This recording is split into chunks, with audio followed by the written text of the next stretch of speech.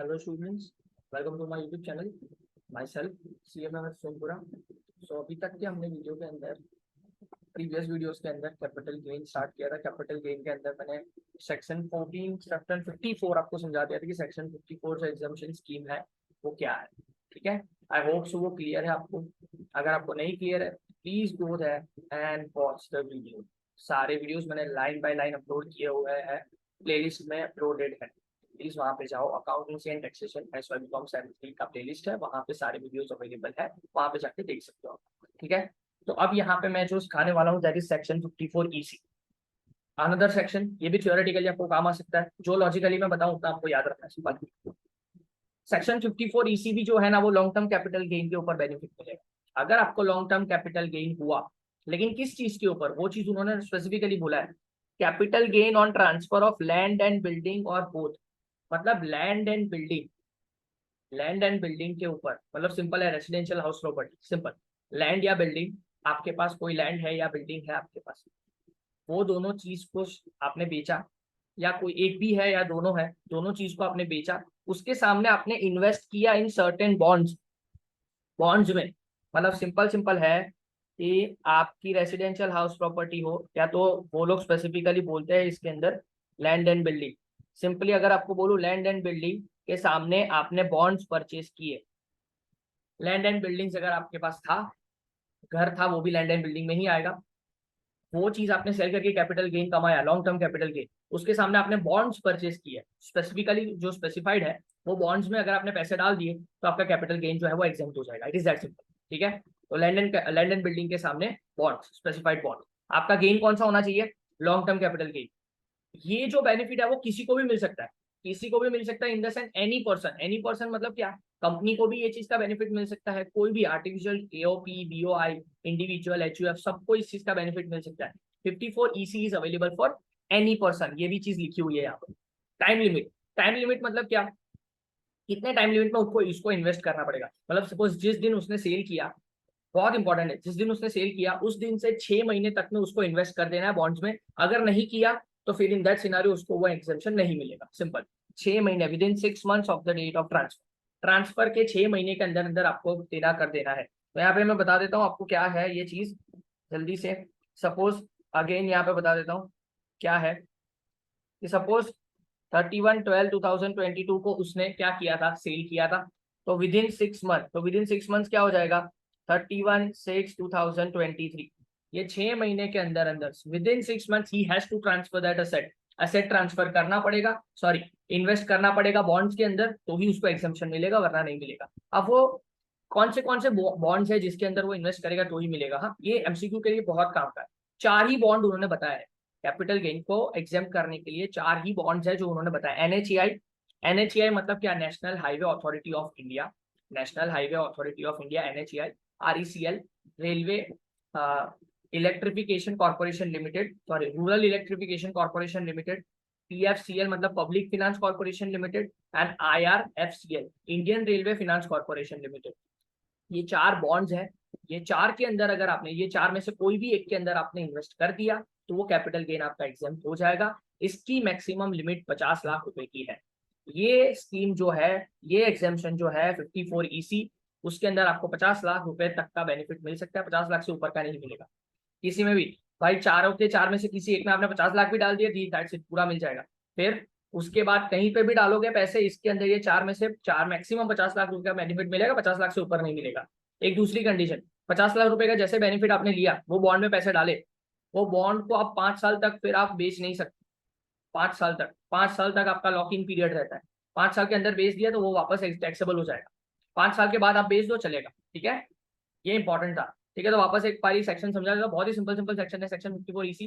क्या है, अगर आपके पास लैंड एंड बिल्डिंग है, ये दोनों चीज है, वो दोनों चीज आपने बेची, उसके सामने आपको कैपिटल गेन हुआ, लॉन्ग टर्म कैपिटल गेन हुआ, वो पैसों का आपको बॉन्ड्स में इन्वेस्ट कर दोगे, तो आप स्पेसिफाइड बॉन्ड्स में इन्वेस्ट कर दोगे तो आपको 54 EC का बेनिफिट मिल जाएगा. लॉन्ग टर्म कैपिटल गेन होना चाहिए एनी पर्सन को, किसी को भी इसका बेनिफिट अवेलेबल है. टाइम लिमिट क्या है, जिस दिन आपने बेचा उससे 6 महीने के अंदर अंदर आपको इसके अंदर इन्वेस्ट कर देना है. 4 टाइप के बॉन्ड है, RECL, NHAI, IFCL, PFCL and IRFCL, ठीक है। एग्जामिशन लिमिट कितनी है, 50 लाख रुपए मैक्सिमम लिमिट है। एंड अगर 5 साल तक आपको वो सेल नहीं करना है, 5 साल के अंदर अगर आपने सेल कर दिया तो फिर उसके बाद तो इन दैट सिनेरियो आपका वो एग्जामिशन हट जाएगा, ठीक है।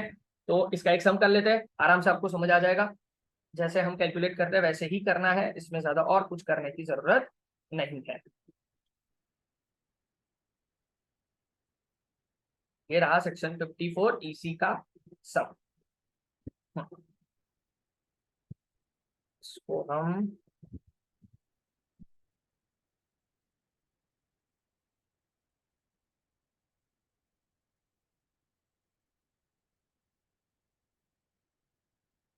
आई hope so it is visible, ठीक है। चलो सम स्टार्ट करें। बहुत इजी तरीके के सम है। देखो कैपिटल गेन निकालने का तरीका जो मैंने पहले बताया ना वही है, एग्जाम्पशन लेने का तरीका भी वही है, सिर्फ एक्सेप्शन को अप्लाई करना है और कुछ नहीं करना, ठीक है। चलो स्टार्ट करते हैं। सबसे पहली चीज क्या है, यहाँ पे बोला है 11/10/2021, ये 21 की जगह पे मैं 22 कर देता हूँ। ये मैं ऑलरेडी आपको बता चुका हूँ कि क्यों कर रहा हूँ, क्योंकि आपका करंट ईयर 22 है। 21 की जगह जहां पे मैं चेंज करवाना वहां पे चेंज कर देना। तो उन्होंने बोल दिया है on 11/10/2022 Shri Chandra Swami has sold his self residential house. देखो सेल्फ रेसिडेंशियल हाउस मतलब लैंड एंड बिल्डिंग में आ गया ना, लैंड एंड बिल्डिंग में आ गया, घर के सामने बॉन्ड्स परचेज किया आ गया। For residential house 17,73,550 brokerage pay किया, मतलब ट्रांसफर एक्सपेंस है, ट्रांसफर एक्सपेंस माइनस कर देंगे, सिंपल है। He had bought his house on 2004-2005 2004-5 में परचेस किया था। He had incurred 64,500 इंप्रूवमेंट का खर्चा किया था 64,500 फॉर एडिशनल कंस्ट्रक्शन मेड, ठीक है।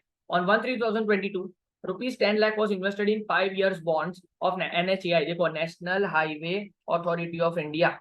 1/3/2022 को उसने क्या कर दिया, इन्वेस्ट कर दिया। 1/3/2023 मान लेते हैं, 1/3/2023, ठीक है।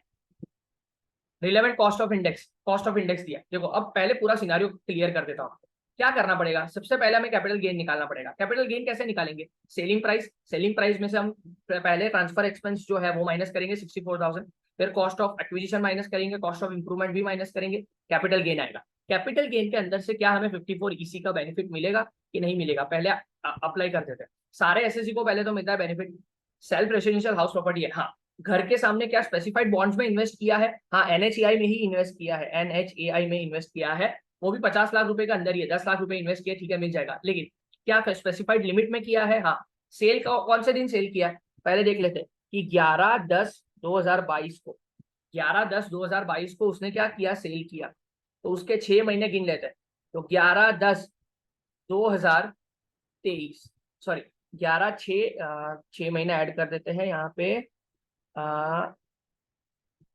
10 11 12 1 2 3 4, तो 4 में आ जाएगा 11/4/2020, ठीक है।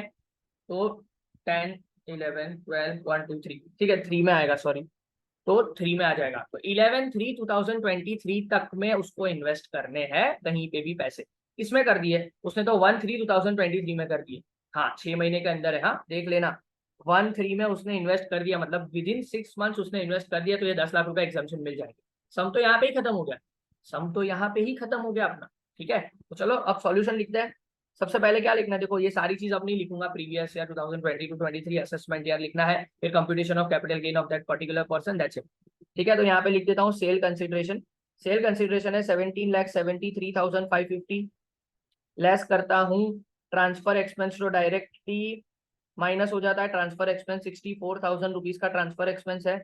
फिर आपके बाद आता है इंडेक्स कॉस्ट ऑफ एक्विजिशन आता है। इंडेक्स कॉस्ट ऑफ एक्विजिशन कैसे फाइंड आउट करते हैं हम लोग, कितने रुपए में परचेस किया था, 1,86,450, यहाँ पे लिखा हुआ है देखो 1,86,450 में परचेस किया।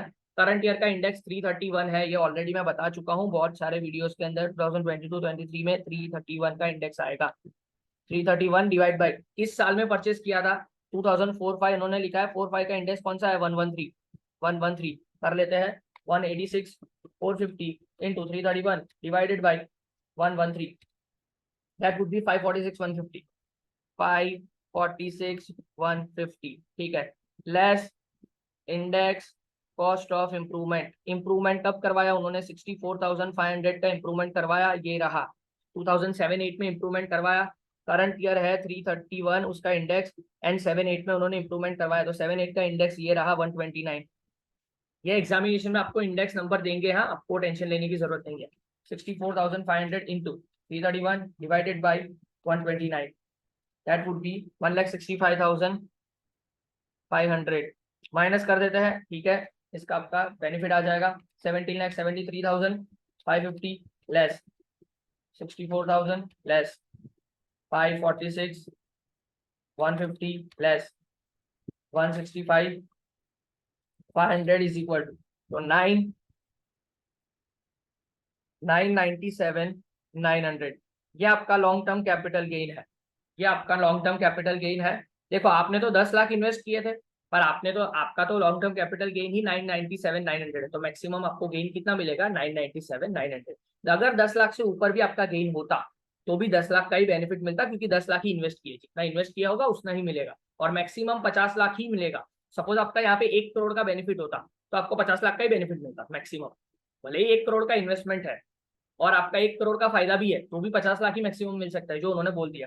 तो लेस यहाँ पे कर देता हूँ एग्जेम्पशन अंडर सेक्शन 54 EC, कितना लिख देना है 997, 10 लाख तक पूरा का पूरा नील हो जाएगा। सिंपल है। उनका आंसर हमारे साथ से डिफर करेगा क्योंकि उनका इंडेक्स नंबर अलग है, हमारा इंडेक्स नंबर मैंने चेंज किया हुआ है करंट ईयर के हिसाब से। डन है, आगे बढ़ते हैं।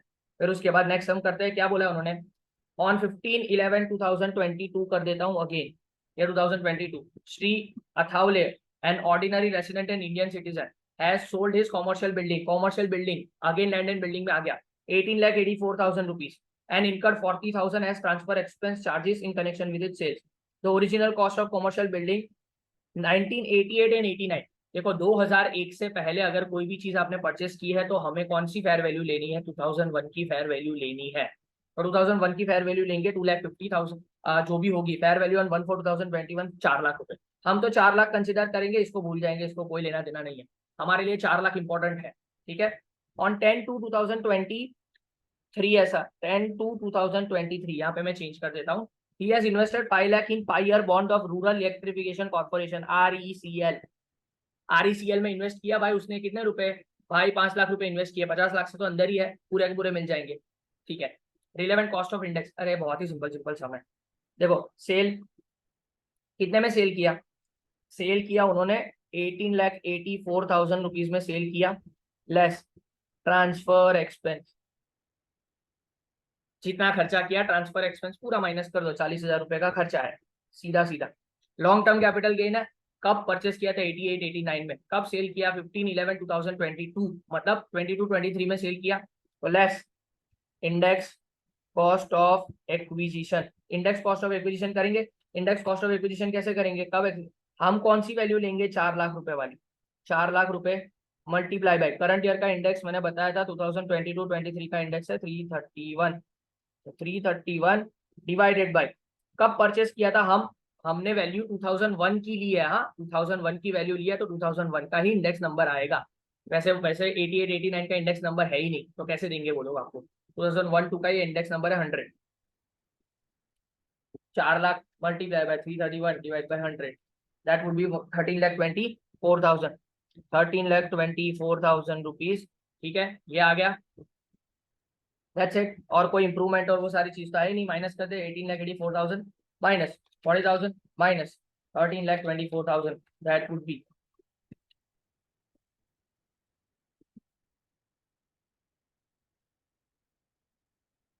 5,20,000। 5,20,000 रुपए का आपका क्या है, 5,20,000 रुपए का आपका फायदा है, ये आपका LTCG है, long term capital gain. Less कर देते हैं एग्जेम्पशन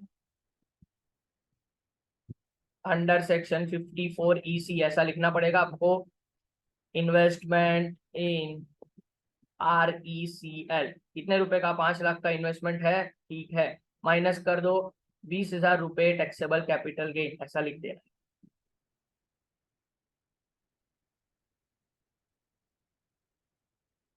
डन, ये आपका टैक्सेबल कैपिटल गेन हो जाएगा, दैट सिंपल, ओके डन है। तो इसी के साथ ये भी आपका पॉइंट और ये 54 EC जो इजी वाले सम थे वो भी मैंने आपको बता दिया, MCQ में भी काम आएंगे, थ्योरी में भी काम आ सकते हैं। I hope so you liking my video.